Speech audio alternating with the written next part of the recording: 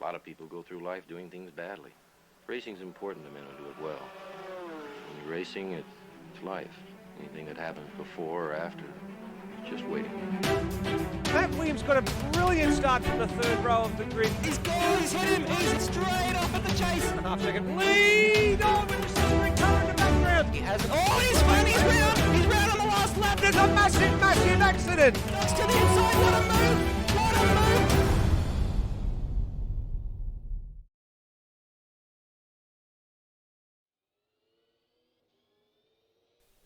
Good evening, everybody. Automobilista Australia and Outworld Broadcasting welcomes you to the streets of Adelaide for the opening round of the Automobilista Australia Supercars Championship for 2020.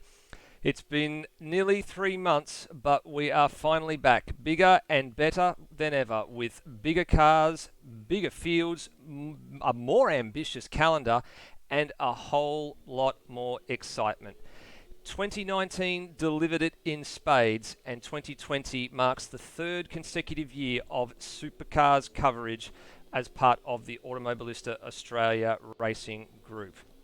Who can forget what a season we had last year? Everything from the champion at the end of it all, getting 9 wins, 6 podiums, and that was after failing to finish the opening 2 rounds of the championship. Is it going to be a case of the more things change, the more they stay the same? Or will it be a little bit more of an interesting plethora of things to happen this year? All the talk in the off-season has been about how this championship will run. In the off-season, drivers have been recruited, teams have been bolstered, car numbers that were often have 1 or 2 team members now have 4. Alliances have been formed and the strategy is starting to play out. But don't discount the privateers, the individuals. There are several of them in this field and they are all well credentialed, and on any given day they can certainly take it up to the front running drivers. Yes sir, this is certainly going to be a case of the more things change, we'll just have to wait until the end of the day to see how all this pans out. There are many players at the high-profile skill positions, to coin a term from American football, and each and every one of them is going to be in with a shot in this year's championship.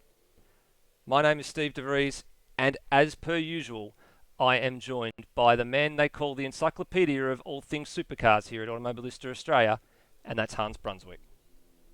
Hello, Steve. Thank you for the lovely welcome. It's great to be back here for another year, and it's great to be back with new names, back to the Supercars Championship, rightfully so. Our top championship deserves that Supercars billing, and also with Outworld Broadcasting, a fantastic new era in our live stream and commentary endeavours, and also plenty of new names in the championship as well. So I'm really excited to see how this season pans out. And my first season of the Super 2, as it was known just for 2019, I thought it was fantastic. It really, like you said, it delivered excitement in spades. And now we're seeing the coming to the fore of 4-car alliances, 4-car teams. You've got the 2 main cars and 2 satellite cars. That's how they would usually run. How they would usually run the team as a whole.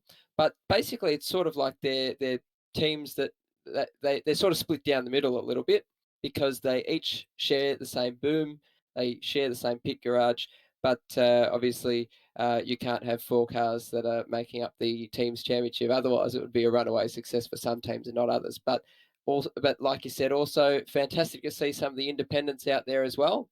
And I'll be rooting for those guys because I like the independents. They go all right. But no, fantastic to be here once again, and fantastic to be able to lend my voice to something so prestigious as Automobilista Australia's Supercars Championship. No, it's a pleasure to have you back on board, mate. I would rather do it with you than anybody else. We had a successful year last year. We did have a couple of other commentators across the course of the year that came in and filled in, but none of them have got the skills and the knowledge that you possess. And in actual fact, there was a couple of people that were here one night and commented on the amount of knowledge that you have got with regards to everything supercars. So it's certainly a pleasure to have you alongside myself and to be doing it as we have done all of last year in the same room. Multiple screens here, multiple different angles that we look at for every part of this racetrack, and we are not too far from getting underway here in season 2020.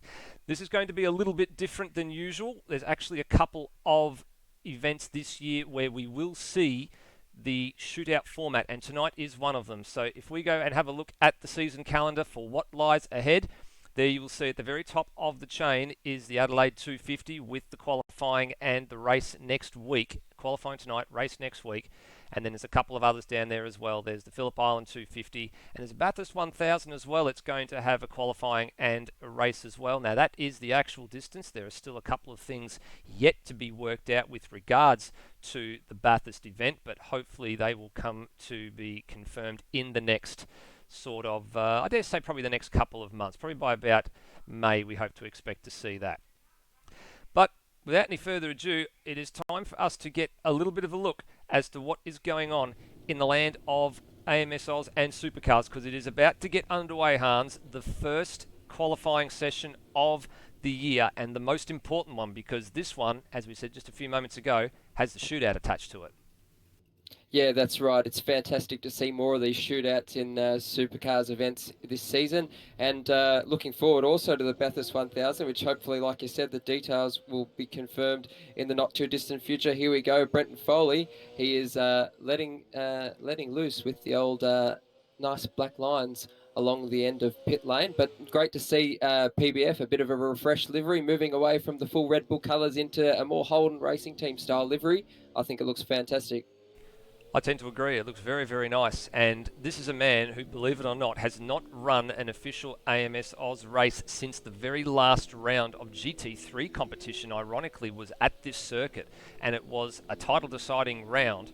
And he actually took the title on that particular occasion, the Twilight 90-minute race in GT3 cars. He had a bit of chaos, had a bit of everything, actually. He hasn't raced since. He hasn't even done any ARW racing in the last little bit either. He's actually had a couple of personal dramas he's been dealing with, and he's one of the first to admit that he's not quite on the ball at the moment with regards to how the timing of his run will be tonight, but he's out there first, and that's because he really needs to pile these laps in, Hans. Yeah, that's right. He desperately needs some running time, especially not so much at Adelaide. He's very familiar with this track, but just to be able to get back up to speed compared to some of the other guys who have practiced in the off-season and have raced. But Brendan Foley, our defending champion, you see the number one on the back of his car with the old chop fingers, Mighty Car Mods, for those who know. And I guess, will it be another season of Brenton Foley chopping the rest of the competition? We're not sure yet, but we'll have to wait and see as the season pans out, Steve.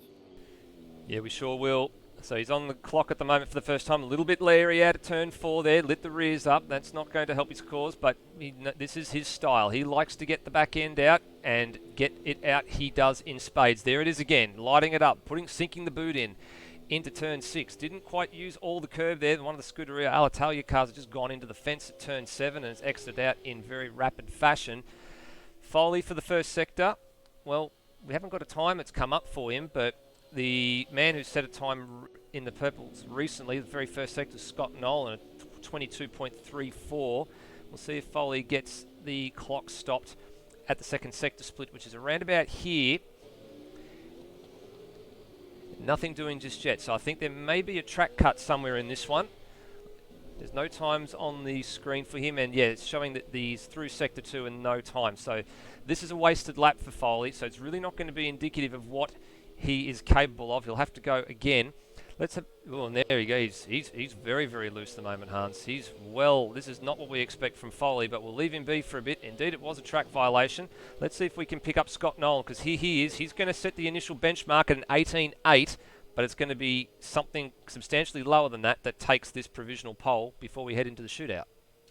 I think Scott Nolan, he lit it up over the final curb just coming onto the main straight at Adelaide. So Scott Nolan, a bit loose as well, but not as loose as Brent Foley, because Brent Foley really struggled to get the power on over the curb. He just fell over the other side, and of course it just got onto the grass. And as we see here, his PB, I mean, he's actually, can't tell if that's his PB or, yeah, he's gone up on his PB. And actually, Thomas Paul has set a new banker lap there. So he's in provisional pole position for the moment, and he looks like he's aborted that lap. So not an ideal run for Thomas Paul, as we see the Merc of can't remember whose name it is, but there's a Merc in the field.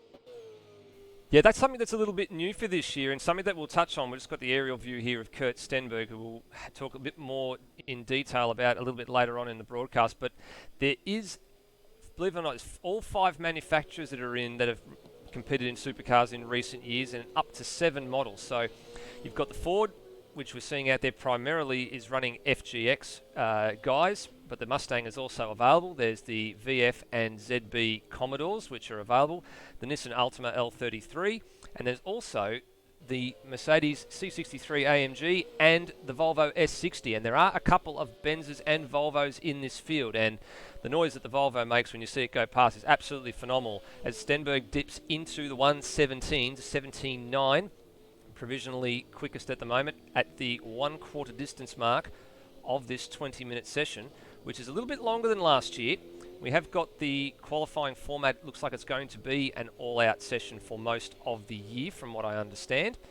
Last year, of course, we did have the out lap and then the 2 flying laps, which really sort of doesn't give you an opportunity to really settle into a rhythm, Hans, when it comes to punching out a few laps. It does take a little bit of time for some of the tyres to come in. Some drivers like to set their fastest laps on lap 3 or 4 rather than the second lap of a 2-lap flying run. So that'll be an interesting sort of twist to the tail to see how things go this year with the revised qualifying format. Yeah, for sure. And having only 10 sets of tyres for the whole race weekend, in inverted commas, just for tonight, what that means is that you do have to take care of your sets of tyres, because you never know, you might need to change into them later. So, but in qualifying now, oh, here we go, as we see Stenberg, he's off the road in a big way. And thankfully no damage done to Stenberg, but he was on a good lap then, wasn't he?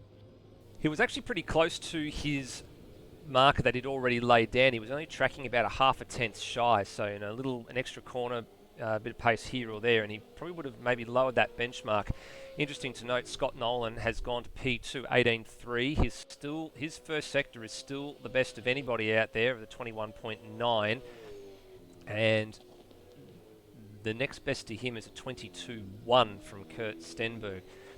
We've got Billy Dougal-Salonga, who's just been struggling to get into the server in the last couple of minutes. He's actually running Lewis Wedding's car. It's got Wedding written on the side of the car there, although Lewis Wedding, I believe, is still, or was in the server, and has dropped out for the moment, so he was in there for a little bit ago. This is part of the Loose Sim Sport stable. Of course, Billy Dougal-Salonga and Mitch Hathaway now coming across from running the ZB Commodores last year in HDS Racing, now part of the Loose Sim Sport stable along with Lewis Wedding, and I believe the 4th man in that group is actually Pete Savage.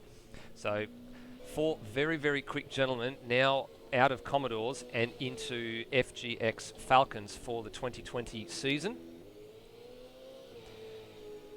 As we now get down to 13 minutes remaining, so plenty of time still on the clock, and at the moment it's Kurt Stenberg about 3 tenths ahead of Scott Nolan. Foley's but a pretty respectable lap so far in the low 18s to go 3rd. Thomas Paul's one of the independents. It's up there. Will Devonish heads the CRE Motorsport cars in 5th place, and then the opposite man to the man on screen, with Mitch Hathaway, currently P6 at the moment. Still a lot of time to go, as the helicopter shot giving us some beautiful imagery here of Foley in the wall. Sorry, Steve. Foley's in the wall at turn 3. He's backed out of that, I think, or he's exited back to the pit lane. So let's see. Yeah, he's exited back to the pit lane. So hopefully we get that on the replay, because there's a massive bell ring of an accident. Well, here we go. Oh, big swapper on out of the chicane too. That's a very heavy impact. So, and in the rear as well. So pushing a little bit too hard, but that's what you got to do. You got to grab that insurance policy, or as Darren Smith likes to say, you've got to make every post a winner when it comes to everything motorsport. Just making sure you stay in front or staying at the point in proceedings where you need to be to make sure you get through to the next session, because literally that's what this is all about. It's all about making sure you get through to the next session. So I guess we won't see any real indicative times being a longer session. We're about 10 minutes into this 20-minute session. And our top 5 at the moment is Stenberg, Foley, Nolan, Thomas Paul and Will Devenish. So Will Devenish, we might see a bit of magic coming out of him because he is a specialist when it comes to these, I wouldn't say one-lap shootouts, but I would say in terms of qualifying generally. Well, And speaking here we of Will are on screen Devenish, he's just gone to the top. You almost got that millimetre perfect, because Will Devenish went to the top of the 17.727 just as you were mentioning his name. And look at this, he's actually up a tenth and a little bit as well on this one. We've got a little special thing coming up in a little while about Will Devenish as well. So wait till the end of qualifying to see that. But here we go. Let's stay with the number 15 ZB Commodore. Very, very nice controlled bit of slide round turn 8. And back to first gear here, round turn 9. And the second sector split is very handy as well, so he's found a little bit more time here. So this is looking like a very, very nice lap. Right up to the fence, leaves a little bit more margin for error than he probably would normally like to. Not really wringing the neck of it, gets it up on 2 wheels, all but briefly, and gets within a millimetre of the grass. And that's the precise line you want there. And now this punch off of the final corner, and the time is a 17.686. He actually lost time in that last sector. Yeah, he lost time in the last sector. Didn't look quite as clean as the first 2, but he was still pretty clean in terms of just using finesse, the right amount of curb, not to unsettle the car, but to help the car turn. But, I mean, I couldn't have planned it any better, and honestly, I didn't, because Will Devenish just happened to go straight to the top as I was mentioning him.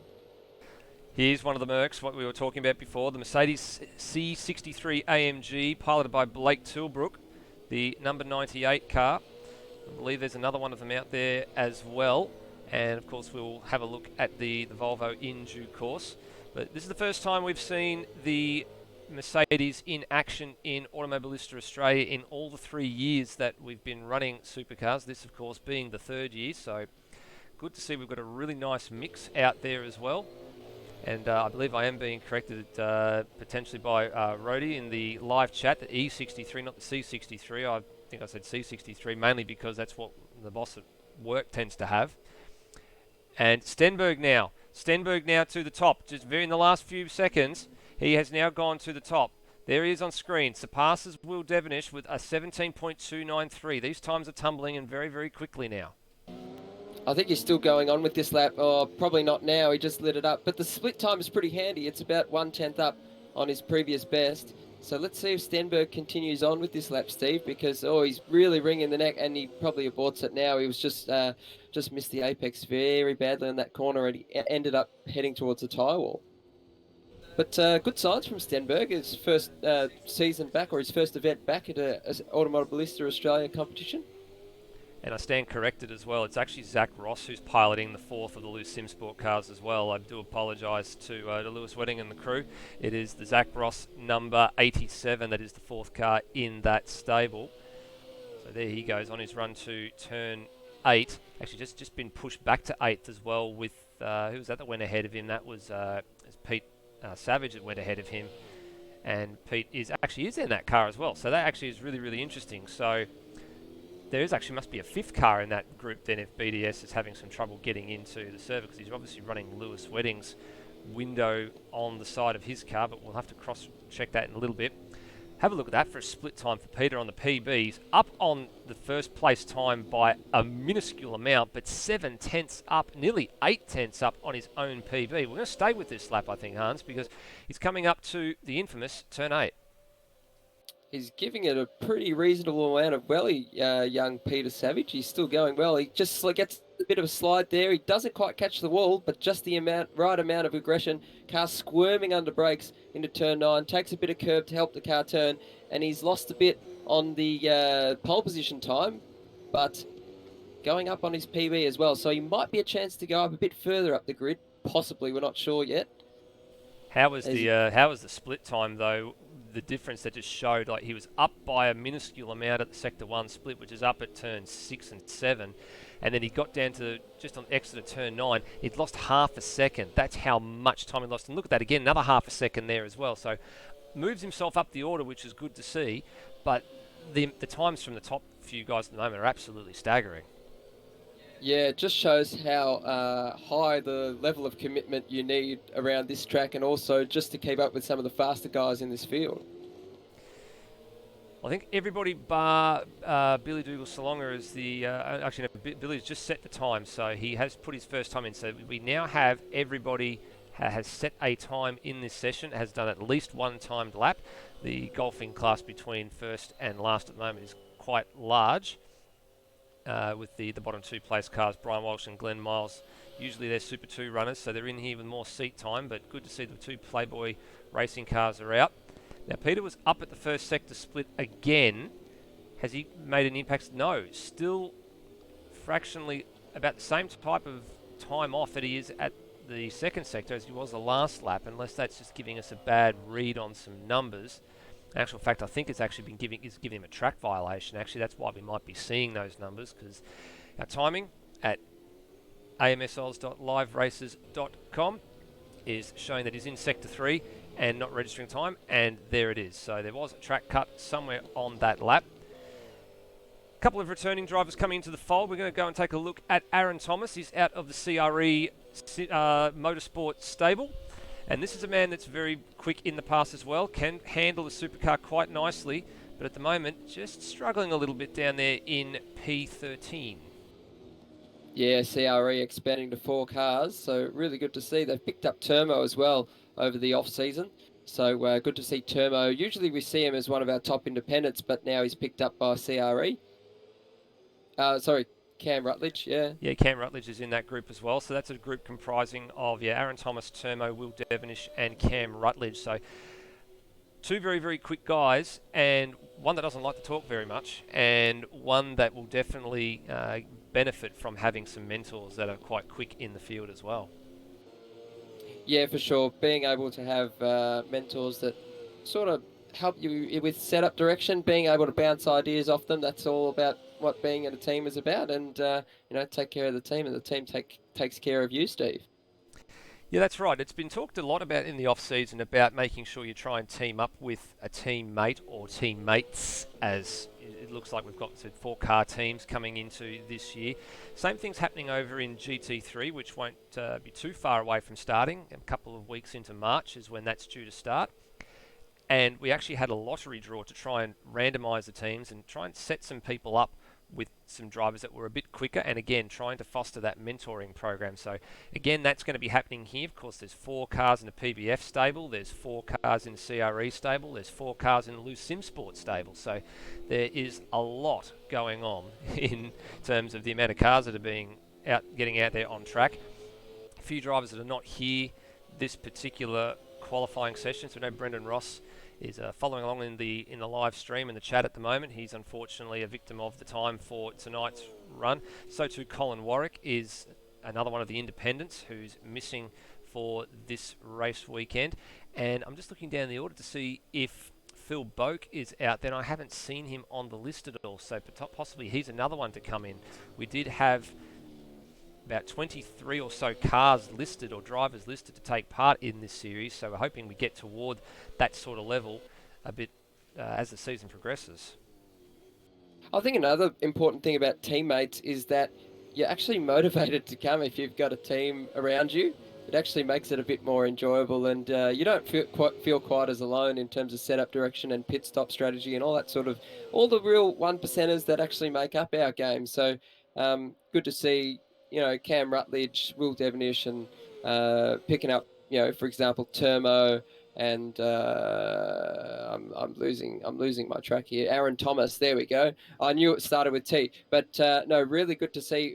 I'm just using them as an example, and also with Loose Sim Sport and PBF Race Engineering, they've got a satellite team as well with D2 and Rhodey, I believe. Rhodey in for a second season. So really good to see, and hopefully it motivates some more people to be more regulars. And here we go, Foley is off the road in a big way. Yeah, that's the second off that Foley's had, and he's very quickly aborted that. I actually think Foley doesn't probably need to go out again. I think he's probably safe and just should park it for the shootout. But no, he wants the lap time and he wants the track time, so he's going again.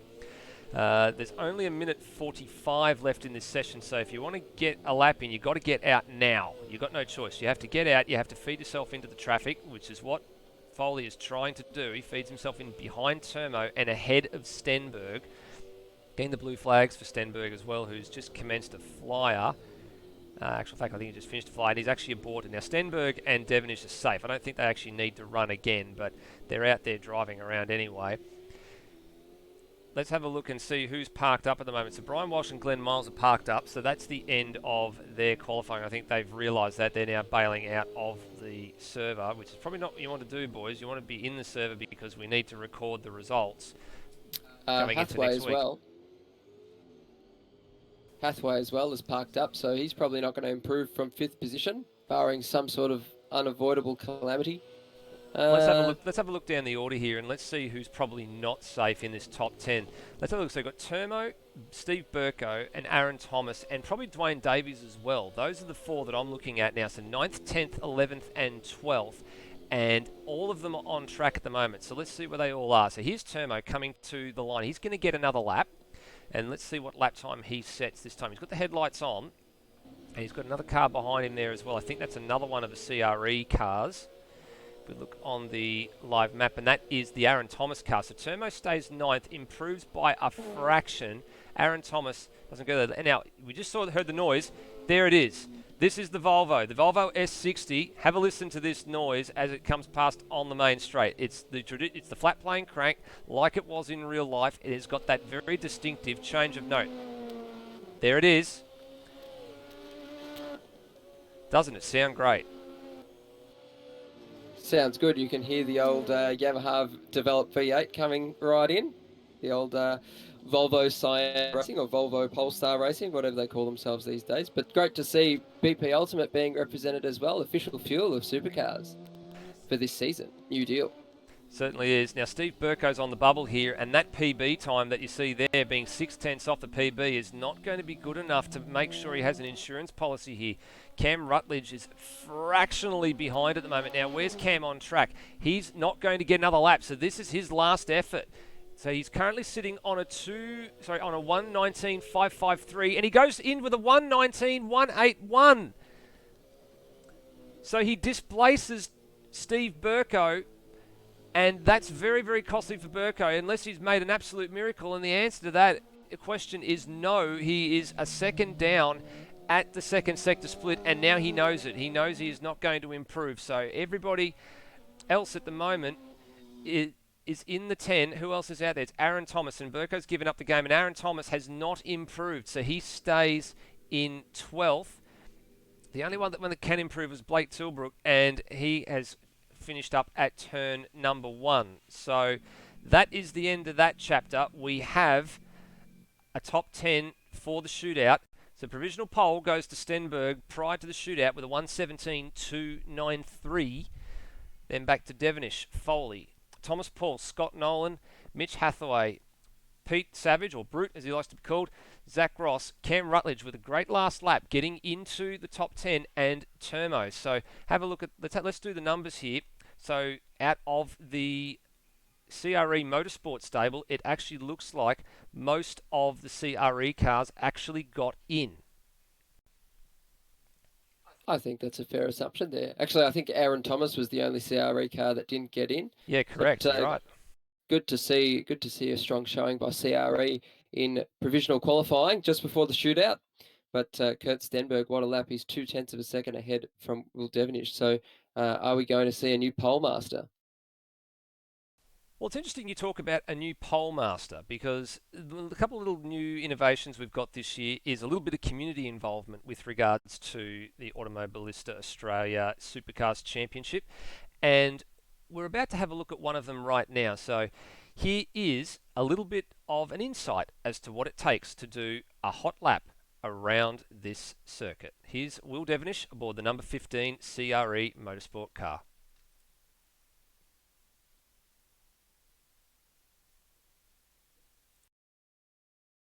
Well, let's name the CR.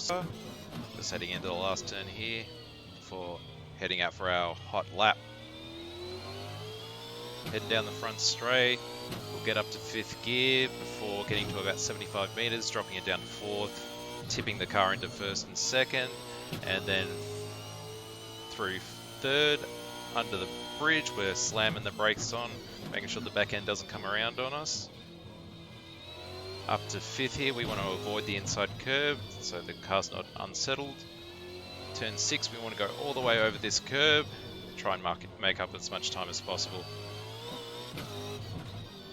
And now we're heading onto the back straight,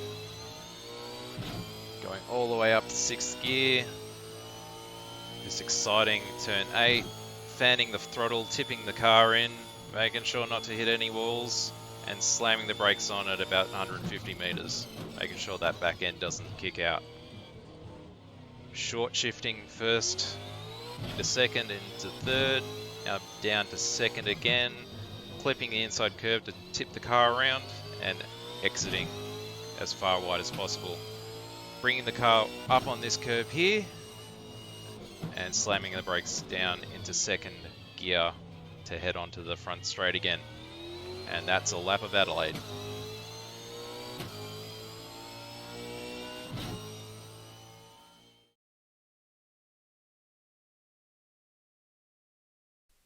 Good thanks to Will Devonish there for putting that little segment together for us. And that's something that we're going to do all the way through the Automobilista Australia Supercars Championship this year. We're going to get a little bit of everybody to do a lap or two here or there, and we're just going to see what sort of drivers we have out there. So if you're watching the stream back at a later date, be prepared, because we might just be coming after you to get a little bit of an insight as to a hot lap. We're going to pick drivers at random.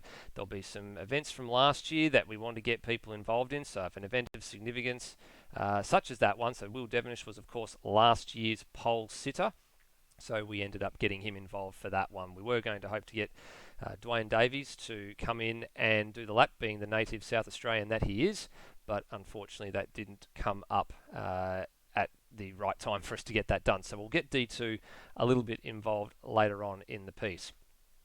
Well, from the hot lap to the track itself, let's go and take a look at the track itself, Hans, because it is 3.219 kilometres of bumps, bitumen, and a hell of a lot of pain if you get it wrong.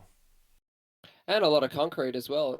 Like you said, a lot of pain. We know that in the form of concrete blocks, but Adelaide, a circuit that needs no introduction. First, a great F1 circuit, and later on, a great supercar circuit. And turn 8 is where the hot spot is, especially, and also the centre chicane, turns 1 and 2. All the action is there. The cars fan out. They all go over the curbs. They need to sort themselves out once they get to turn 3 and turn 4 into the staircase section. So turn 4, 5, 6, and 7. Then the run up Brabham Straight, and then into turn 8, then onto Adelaide Straight. So turn 9, big braking area, 6th gear, back into 2nd or 1st, depending on how you want to save the tyres. We're just looking at some highlights from last year, which is a very eventful round. And then you go through the Adelaide Parklands, and then you come through the 14 turns of Adelaide, 3.219 kilometres onto the main straight. And if you're the one leading on the last lap, then it's a very satisfying feeling, Steve. Absolutely. One of the best circuits, I think, one of the best street circuits, I think, is probably the right way to put it in the country and in the world as well. As you see, some of the highlights package still rolling from last year's event. And of course, next week we're going to have the 250k race, 78 laps, and of course there are the track records down there as well. Now we already know that qualifying record from last year has just been lowered to a 17 by Kurt Stenberg, 17.293 to be precise, but up until this point this was one of the very few tracks on the list of places we visit where the race lap record was actually quicker than the qualifying record, and that actually lends itself to what we were saying a little bit earlier in the piece, where qualifying format has changed from last year to this year, getting a little bit more time available for drivers to get out there and set the laps, so hence they've actually come down in time already, and the 20-minute session that we've just seen, of course, is a testament to that. We will take a very, very short break here at Outworld Broadcasting and Automobilista Australia, and we will be back in a few moments' time. We're just going to go and check out to see how things are going with getting the top 10 shootout underway.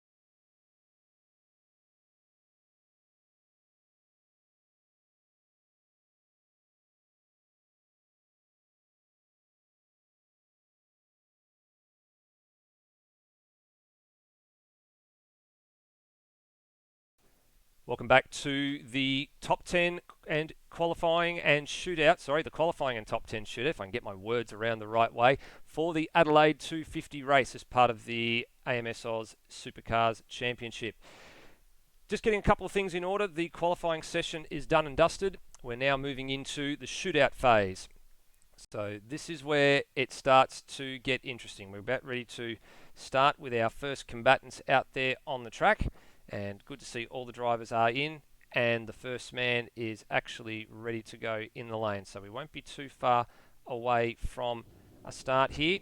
Let's actually go and take a look at what the shootout order is going to look like come this round. So here we are. So Termo is going to be your first man out, from Cam Rutledge, Zach Ross, Pete Savage, then down to Mitch Hathaway. So there's three very, very quick forwards, all out of the same stable there in 3rd, 4th and 5th place. Scott Nolan for Synergy Sim Racing, Thomas Paul for MP Motorsports, defending champion Brenton Foley will spearhead a trio of very quick Commodores to finish the proceedings. Then it'll be Will Devenish and our current provisional pole sitter of Kurt Stenberg. Let's pick up the first man out in the shootout. It's going to be Termo aboard the 51. Now, we said this is a man who doesn't like to talk very much, so there was a bit of an interesting discussion around this in the admin chat before the race, that if Termo made the shootout, that it probably wasn't a good idea if we brought him in because he doesn't like to talk very much. And I thought to myself, do we leave him alone? Do we not leave him alone? Hans, I'm going to leave this one up to you. Do we leave him alone or do we drag him in after this? Let's put him on the spot. He's in the hot seat right now, but the real hot seat is after. He has to think on his feet and say something because, especially after the top 10 shootout, the fantastic top 10 shootout at Bathurst last year where he put in that stellar time to get in, I think we can't let him go without getting his thoughts, Steve. No, I don't think we can let him go without getting his thoughts. But as you said, he's like he's in the catbird seat now, like a cat on a hot tin roof. He is the man that everybody is watching, not just of the guys that are in the pit lane, but the guys that have now exited the server and have joined the stream. So all the guys that have been out there trying to get into the top 10 shootout, we welcome you aboard the stream. So Brian Walsh, Glenn Miles and Cope, Steve Burko, who unfortunately just got shuffled out the last minute. They've all joined on the stream to see what the go is with Termo. 51 ZB Commodore. This is a guy that was very, very quick last year, showed brilliant glimpses of form at various points in the year. In actual fact, he drove a lot of different cars last year in a lot of different series. And will that hold him in good stead? Well, in about a minute and a half, we will find out. Termo exits the final corner, and he is about to go on the clock. Hans, the lap. Talk us through it. So Termo on the clock now. He is going into centre chicane. Let's see how late he brakes. Does he take much curb? No, he doesn't want to take too much curb and get a track cut. And up through turn 3 now into the staircase section. 90-degree right and left turns. Is the car sorted? Yeah, it's not too bad over the bumps, but didn't quite get into the apex. Just after the apex, but pretty reasonable here. Looks like he's driving 9/10. Very smooth from Termo. And coming on to Adelaide straight now. Sorry, Brabham straight. And up through the gears now. Getting ready for the challenge, the ever-present challenge that is turn 8. Let's see how well he goes through here, Steve, because you require a lot of commitment. Very good slide there. This kind of slide that makes you go faster. On the brakes now. Flames belching from the exhausts. And he's butting it down just to second gear, actually. It sounded like he stayed in second gear, so not too much wheel spin. And then coming to the parkland section of the Adelaide circuit. Into the final complex now. Does he take a bit of curb there? And he sounded like he stayed in fourth gear, just a little bit of curb. As he comes into turn 14, final run. And pretty reasonable lap time so far. Let's see how it goes. It's a 1 minute 20.79 from Termo. Yep, left a bit of margin for error in that one, I think. There was definitely a few corners where he left a bit of time on the table, and I think we've got the man now, if we can unmute him here, Hans, but we'll see how we go. Termo, He's unmute. It's always difficult being the first man out in a shootout. Bit of a conservative lap, but I think it probably you just didn't want to make a mistake there. Yes. Man, a few words. That's all the answer I think we're going to get from him, Hans. We've been told to drag him up, but... I think that is fantastic. It's good to see some personality in the field. I tell you what, Termo, are you doing a bit of Mika Hakkinen sort of stuff, mate? Oh, no. I love it. This is fantastic. Termo, all the best, mate. A fantastic lap so far. We'll see how it holds up to the rest of the runners later on, mate. Congratulations. Thank you. Pull up a pew, Termo. You're going to get a front row seat to watch what unfolds behind you. Here's your teammate, Cam Rutledge, CRE Motorsport 015, is about to start his first flying lap his only flying lap, rather, of the shootout. So, for reference point of view, Termo's 1 minute 20.079 was actually 0.8 of a second slower than his time to get into the shootout. His time to get in was a 1 minute 19.267. This man got in with only a handful of seconds to spare on the clock with a 1 minute 19.181. Have a look at the margin there. There is nothing in it between the two teammates at the first sector split. 4 thousandths of a second. It's all going to be about the exit out of 7 here and the drag down to turn 8. Yeah, let's see if he can make some more time up on his teammate Termo, but it shows that the CRE cars are evenly matched. They've put out 4 fantastic cars, with 3 of them in the top 10 shootout today. Up through turn 8 now, into turn 9. Bit of squirm under brakes, it's tramlining, and he takes a very early apex there. Will that... To braking gone a little bit wider than he wanted to through turn 11 and 12. Uses no curb, and now leaves a lot of margin on the table at the final corner. And doing the same sort of thing Termo did, just driving a little bit conservatively, just not wanting to attack it too much. Wants a clean lap. Unfortunately for Cam Rutledge, look at the margin that he's lost in that final sector. Yeah, that's barring some sort of calamity for Cam Rutledge, it could be over and out for him in terms of getting up a position. Now we join Cam Rutledge now. Cam, not an ideal lap, but pretty good effort just to make it through the shootout, mate. If we can unmute him. I think if you can right-click on him and you can find the unmute button, I think you're doing pretty well there, mate. But I think he's decided to give us the cold shoulder. I think here's Cam Rutledge, so we might put him. I don't think he knows he's on the spot, Steve. So, I don't think he does. Let's put him back in his box, and we'll pick him up on another day, I think. All right, see you, Cam. It was nice talking to you, mate. Here's the first of the Fords, Zach Ross. So Cam Rutledge's time was definitely far and beyond what he was capable of. So he got in, as we said, with a minute 19.1. So he's gone and done a time that's 1.8 seconds in arrears of it. But this is another one of the drivers last year. Had a heartbreaking moment, actually. He was on target for a very, very solid finish at Townsville and blew the engine with only about 10 or so laps remaining. He's very, very nervous through the opening chicane and had to gather it up. That's a fantastic save, but that's going to probably cost him an awful amount of time there, Hans. That got away from him very late in the piece there in turn 3. He was just coming through turn 3, and he's got a bit of a lock brake now coming through the staircase section at Adelaide, and it shows in the split, Steve. It's about 1/4 of a second down on the benchmark time set by Turmo so far, and the car doesn't look that happy at all.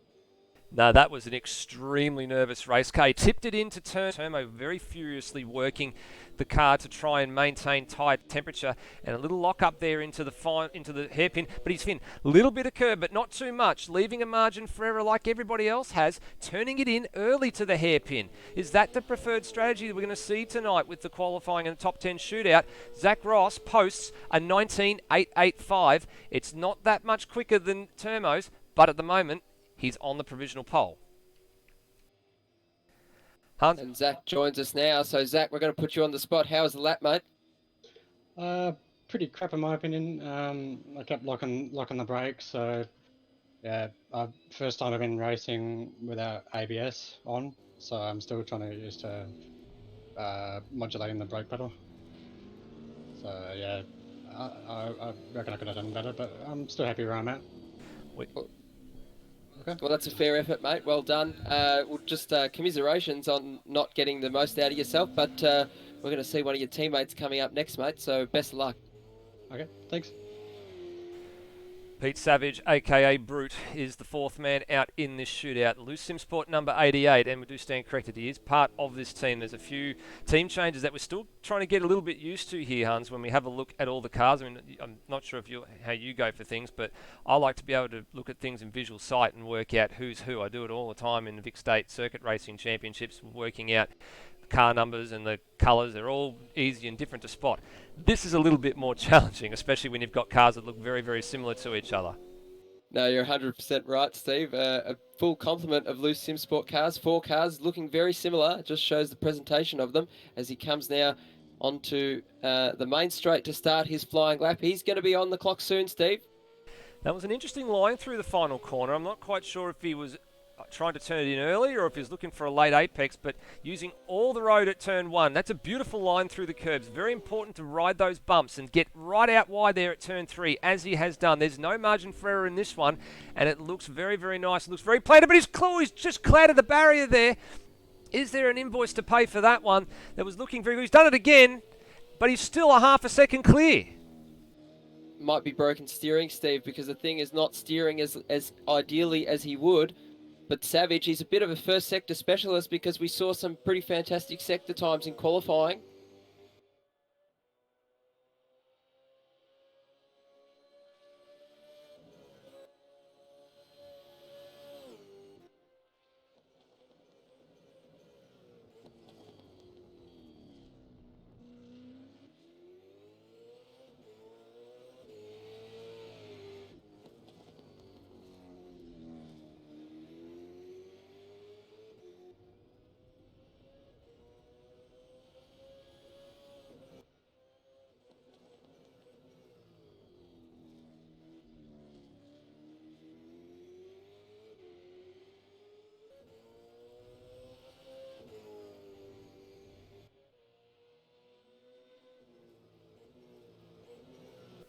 Sorry, and I just realised my mic was muted then, but he's just done a time fractionally slower than his teammate. We let the audio go there.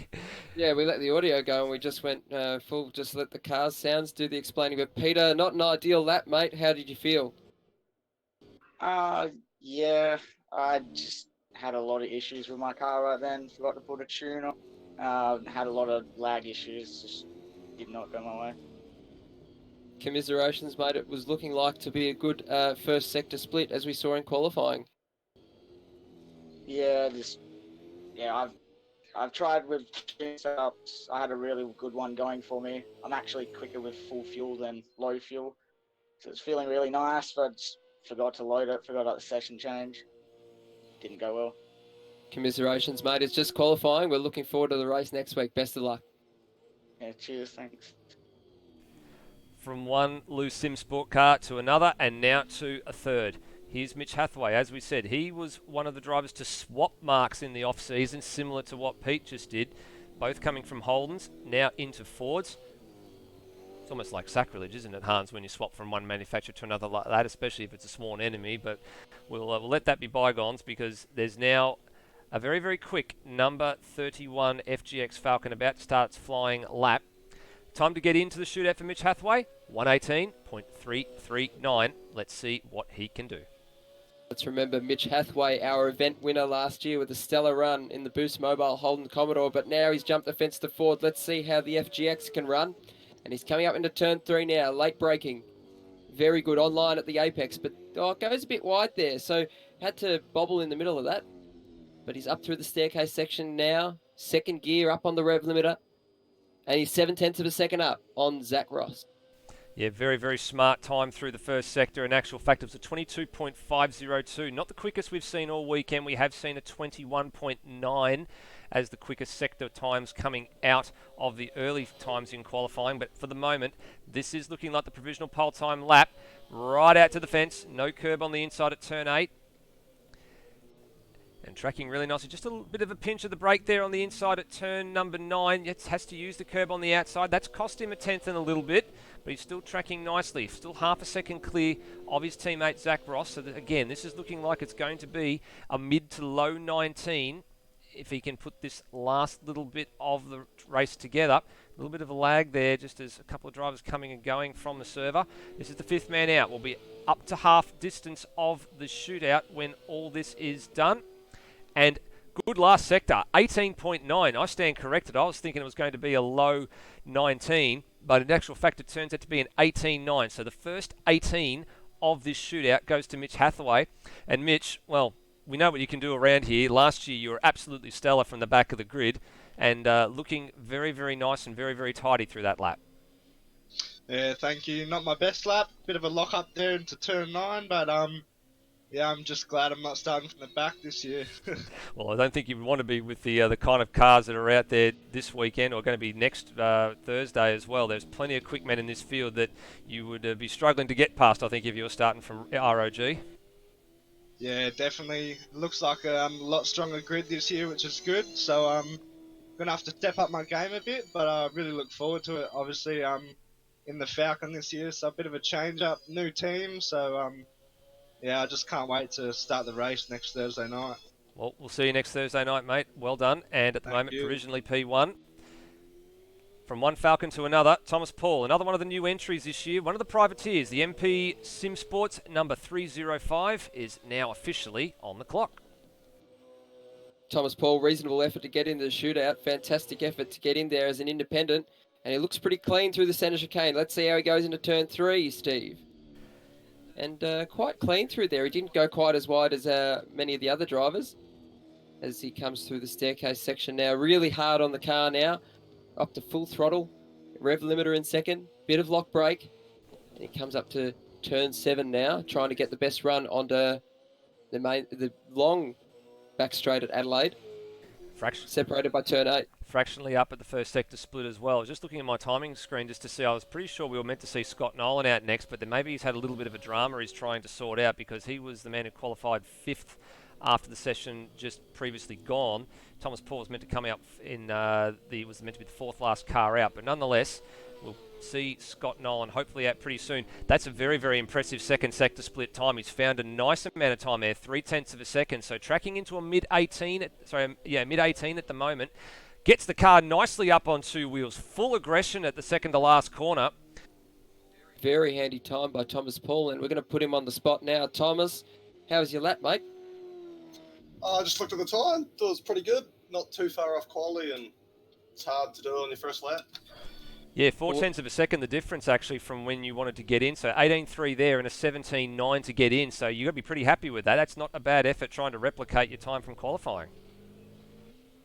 Yeah, seeing as the 17.9 was the best lap I've ever done around here, so pretty happy with that.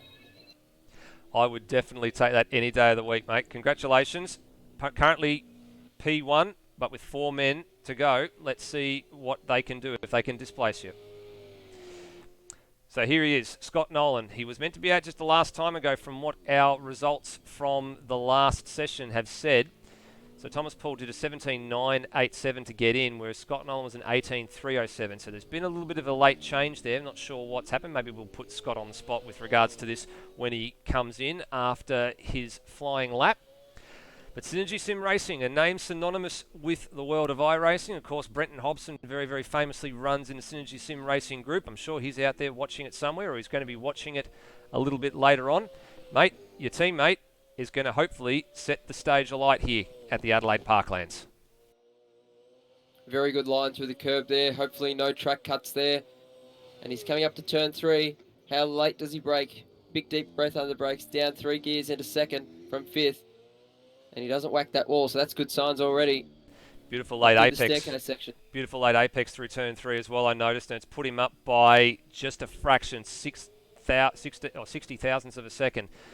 A little bit of just misses the curb on the inside there at turn 7, but uses and just drives it straight off the exit of the other one at turn 7.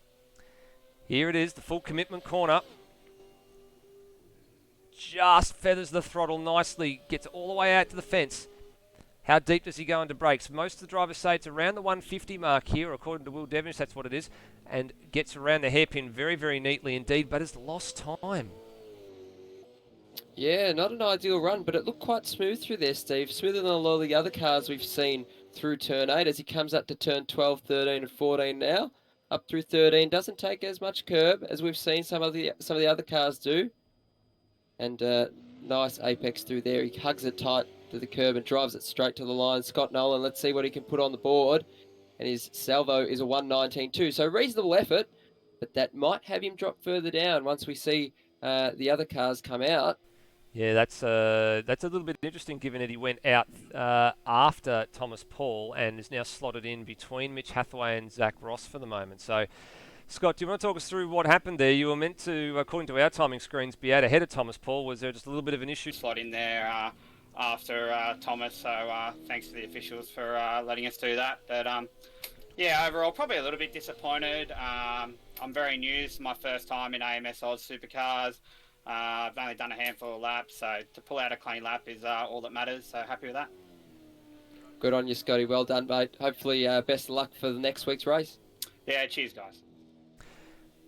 Now it's time for the first of the heavy hitters. Last season's champion, Brenton Foley, 9 race wins, 6 other podium finishes, and aside from the 3 races where he disconnected or did not finish, he had a result no worse than 6th and secured last year's title at the final race at Oran Park. He hasn't had a lot of practice, as we said earlier in the night, but he carries the number 1 into combat this year.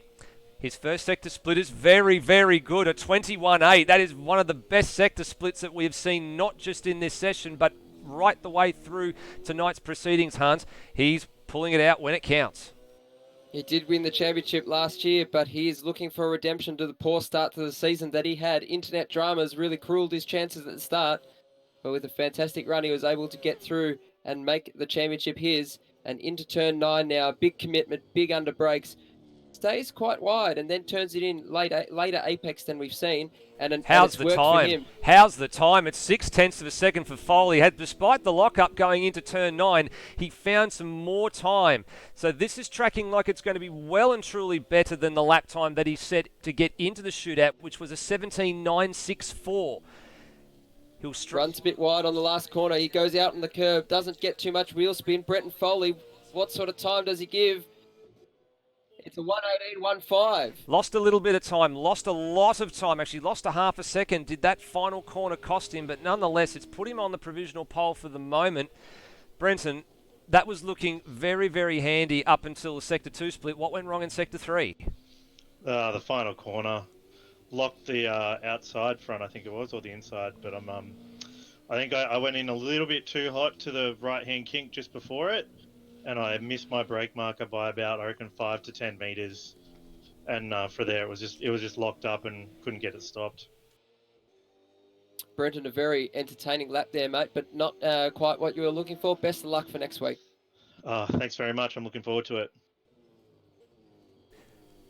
Will Devenish, the man who very, very kindly showed us the ins and outs of this Adelaide street circuit a little bit earlier in the night through the hot lap. The rear wing might say spank me, but I certainly don't want to be spanking a car around this Adelaide street circuit. That's your job, Will.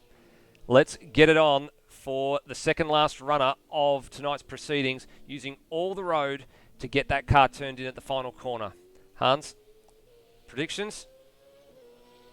I've got no idea what's going to happen. If I make a prediction, I'm going to eat my words at the end of this lap. Whatever I say, Devenish into the first chicane now. And he takes a very good line through there, very straight, trying to keep it as straight as possible up to turn 3.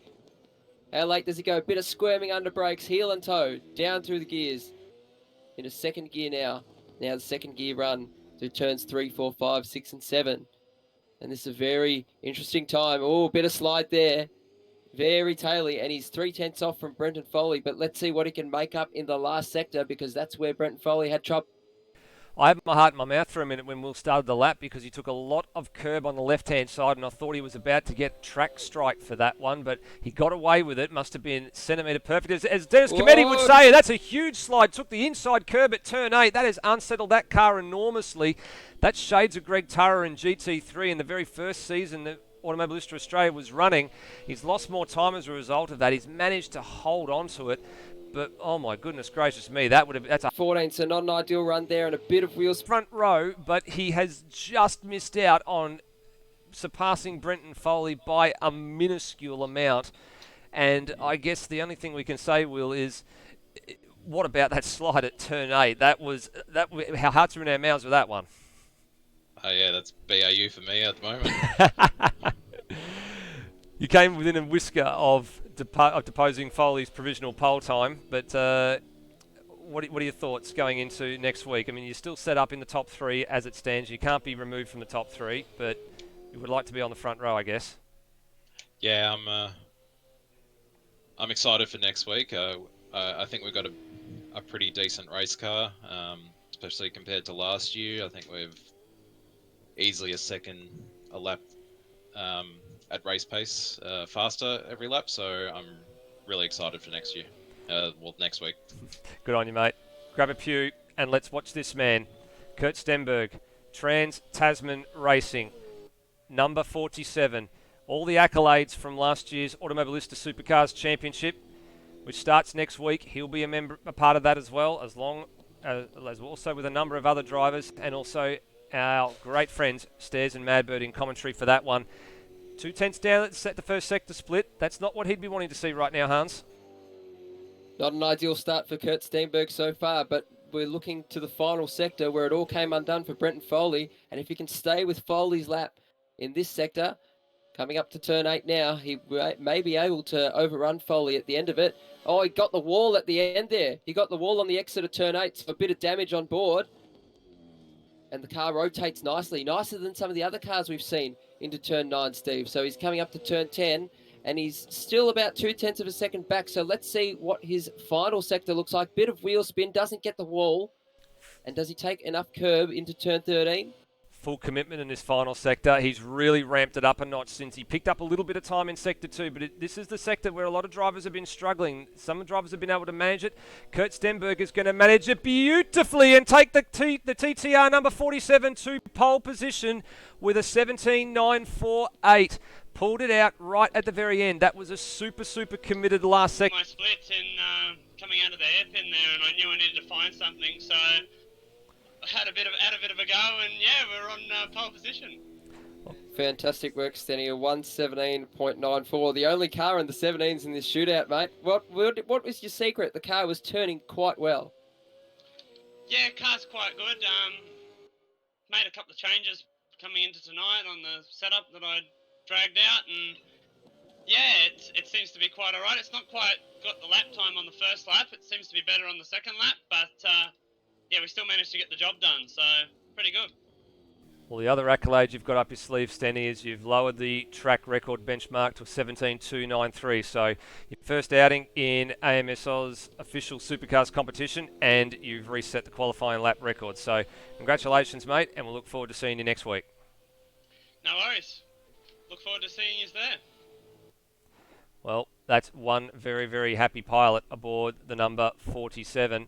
So that's a nice order there. Stenberg and Foley on the front row going to square it off tomorrow in a week from now. Will Devonish and Thomas Paul, Mitch Hathaway, Scott Nolan, Zach Ross, Pete Savage, and Termo and Cam Rutledge form a CRE Motorsport fifth row of this grid, Hans. So, well, that's all that we have, I guess I wouldn't say time for tonight, but let's have a quick recap of how things have gone, because that has been a stellar opening to AMS Oz Supercars 2020. Yeah, fantastic night to open the season, and good to see a standalone qualifying and top 10 shootout, and Stenberg, the big guns, and not just Stenberg actually, but the three big guns, Devonish, Foley and Stenberg till the very end, and they did certainly turn it on, and they were certainly very entertaining, and it's always entertaining to watch these blokes just bring these things by the absolute scruff of the neck. And Stenberg, he managed to make his car work much better than Devonish, who had some troubles getting into the final corner, and Brenton Foley, who also had troubles getting into the final corner of the other cars we've seen. But also, I guess it's impressive to see that these guys have managed to get a full clean lap in, and we didn't see any major accidents. So well done to all these guys. They've brought back the car home in one piece, and we'll get ready for the 250k race next week. And they'll certainly turn on a show for us then, Steve.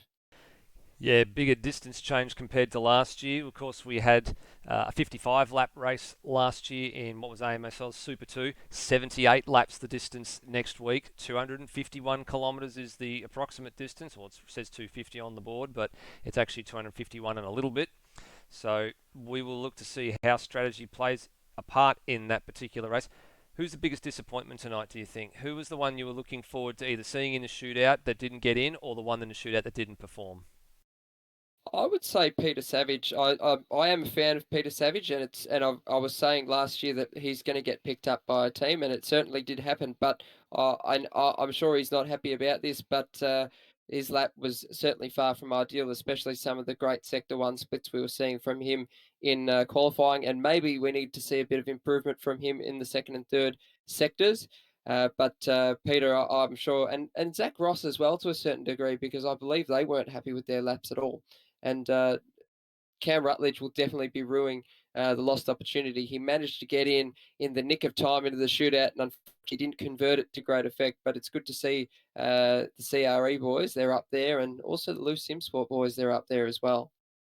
For me, I'm a little bit disappointed that the one of the Volvos didn't get in. So Steve Burko in the Volvo was on the cusp of it and knew that the lap time was there and was just bumped out at the last minute. So it would have been great to see a little bit of Volvo representation in the top 10, at least having a crack. Of course, we'll cover the Volvo a little bit more during the race and give it its fair share of airtime.